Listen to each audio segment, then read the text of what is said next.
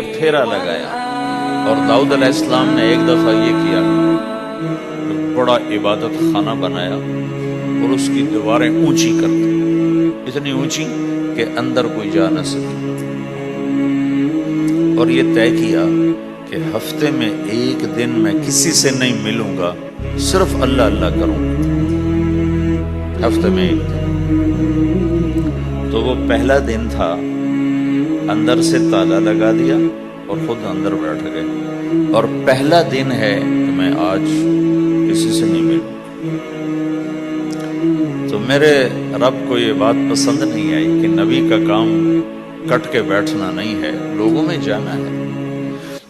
تو اللہ تعالیٰ نے انسانی شکل میں 2 فرشتے اندر اتار دیے۔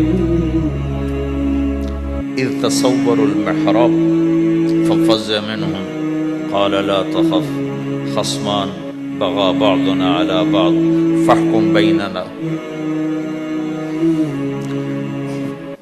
کہا جی حضرت ہمارا جھگڑا ہو گیا ہے، ہم آپ سے فیصلہ کروانے آئے۔ تو داؤد علیہ السلام ڈر گئے کہ دروازہ بند ہے، یہ آئے کہاں سے؟ دیوار اتنی اونچی ہے کہ اس کے اوپر سے چھلانگ لگا کے بھی اندر نہیں آ سکتے، تو یہ کون ہے، آئی کہاں سے؟ دروازے کو دیکھیں تالا لگا ہوا ہے، دیوار کو دیکھیں اتنی اونچی ہے، تو کون چھلانگ لگا کے اندر آئے گا؟ تو ڈر گئے۔ تو کہنے لگے جی آپ ڈرے نہیں، ہمارا جھگڑا ہو گیا۔ کہ کیا جھگڑا ہے؟ کیا جھگڑا ہے؟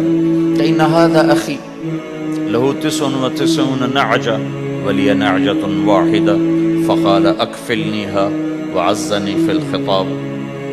یہ میرا بھائی ہے، اس کے پاس 99 بکریاں ہیں، بھیڑیں، 99 بھیڑ ہے، اور میرے پاس ایک ہے۔ یہ مجھے کہتا ہے ایک بھی مجھے دے دے، میری 100 پوری ہو جائے۔ تو آپ بتاؤ یہ غلط کر رہا ہے کہ ٹھیک کر رہا ہے؟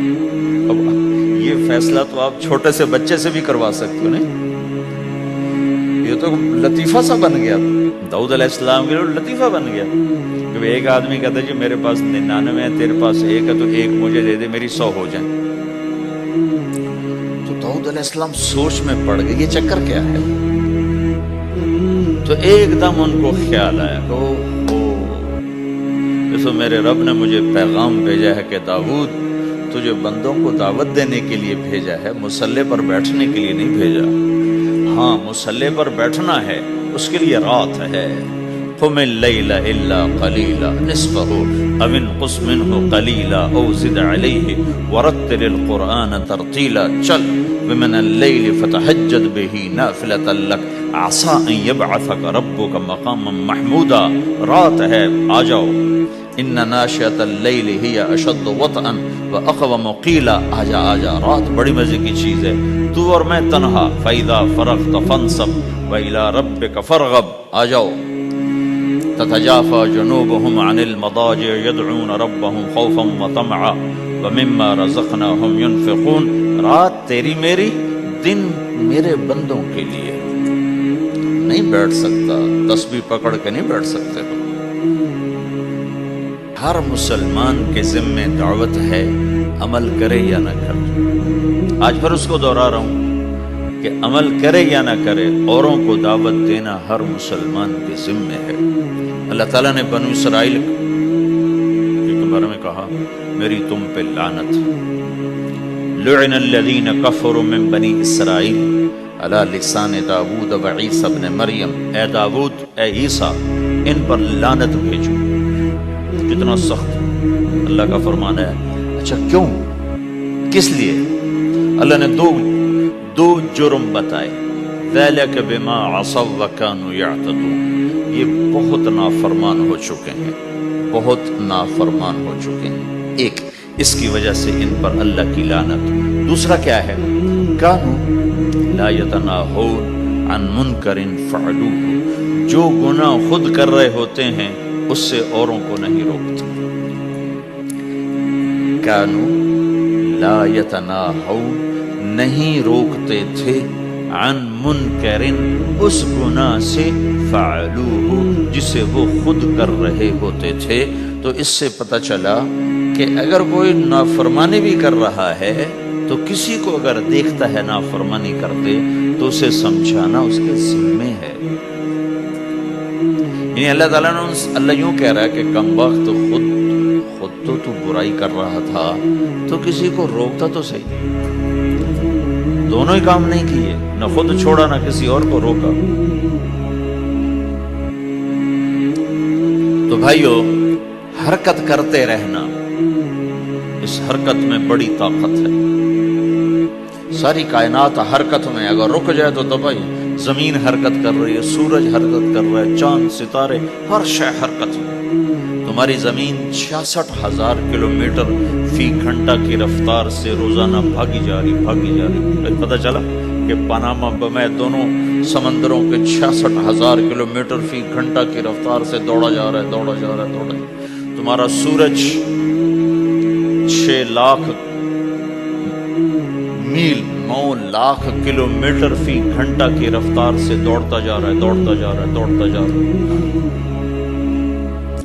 حرکت کے ساتھ زندگی ہے. حرکت ختم ہوگی, زندگی ختم ہو جائے گی. اب لوگوں نے حرکت کی, اپنے ملکوں کو چھوڑ کر آئے. اللہ نے آپ کو روزگار دے دیا, باعزت روزگار دے دیا. تو بھائیو, اللہ کے دین کے لیے حرکت کرتے رہنا. عمل بھی آ جائے گا انشاءاللہ. ایک دن دیکھو گے زندگی بدلے گی. ہمارے بزرگ تھے, ساتھی فوت ہو گئے. تو ان کا بیٹا PIA میں کیپٹن تھا, جہاز اڑاتا تھا. تو انہوں نے کہا بیٹا نماز پڑھ لیا کر. کہا ابا فرصت نہیں ملتی, بہت کام ہوتا. کہا اچھا چلو نماز کے وقت ایک آدمی کو دعوت دے دیا کر. 5 نمازیں ہیں, 5 دفعہ دعوت دے دیا کر. وہ کہنے لگا میں دعوت دوں, خود تو میں پڑھتا نہیں, دوسرے کو کیسے دعوت دوں. کہا بیٹا ایک تو میری مان لے, نماز کا انکار کیا ہے تو یہ تو مان لے کہ چلو کسی کو کہہ دیا کر کہ بھائی نماز پڑھا کرو. کہا چلو یہ تو آسان ہے, میں کہہ دوں گا. تو اس نے اپنے ابا کی بات مان لی. ہر نماز پہ 1-2 کو کہہ دیتا بھائی نماز پڑھا کرو. اس کے والد فوج میں جرنیل تھے, یہ کیپٹن تھا. دونوں کی ملاقات نہیں ہوئی. 6 مہینے بعد باپ بیٹا کی ملاقات ہوئی. تو دیکھا تو کپتان صاحب کی داڑھی بھی اور ماتھے پہ محراب بھی. انہوں نے کہا بیٹا یہ کیا ہوا. کہا آپ نے مجھے پھنسا دیا. وہ جب میں لوگوں کو کہتا رہا تو میرے اپنے اوپر اثر ہونا شروع ہو گیا کہ میں اپنے آپ کو ملامت کرنے لگا کہ اوروں کو تو کہہ رہا ہے, خود تو پڑھتا نہیں. کہ اس نے مجھے کھڑا کیا اور میں نماز پہ آیا. پھر ایک دن شیو کرنے لگا, شیشے میں کھڑا دیکھ رہا تھا. تو میں نے کہا جب اللہ کو سجدہ کر رہا ہوں تو چہرے پہ نبی کی سنت بھی ہونی چاہیے. تو میں نے سیفٹی بھی پھینک دی, میں داڑھی بھی رکھی. تو تبلیغ کا کام کرتے رہنا. ہم فرشتے نہیں بن سکتے.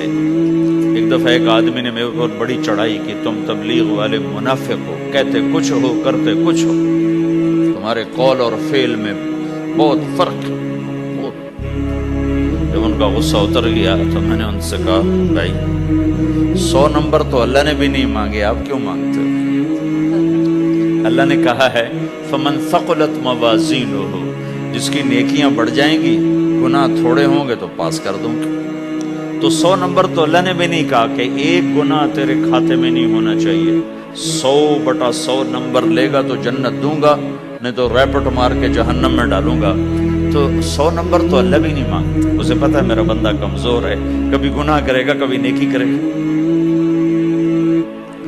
تو وہ کہتا ہے جس کے پاس 51 نیکیاں ہوئیں اور 50 گناہ ہوئے تو لوں گا تو 51 جھک جائیں گے نا, 50 معاف. مثال دے رہا ہوں. ہمارے علاقے میں ایک زمیندار تھے, وہ ذکر بھی بہت کرتے تھے, گالیاں بھی بہت دیتے. ادھر سبحان اللہ تیرے فلانے, الحمدللہ کے ساتھ ایک پھکڑ تولتے تھے.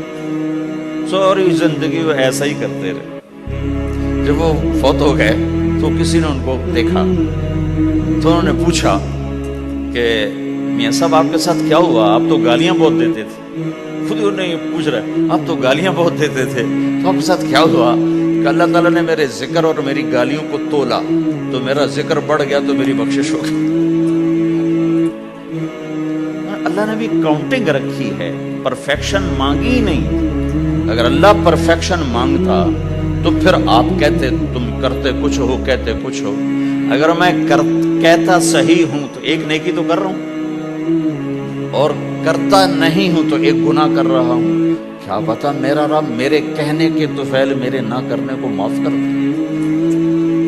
بس ایک صورت میں ہے کام خطرناک کہ اگر میں اس کہنے سننے کو اپنی دنیا بنانے کا ذریعہ بنا لوں پھر خطرناک ہے۔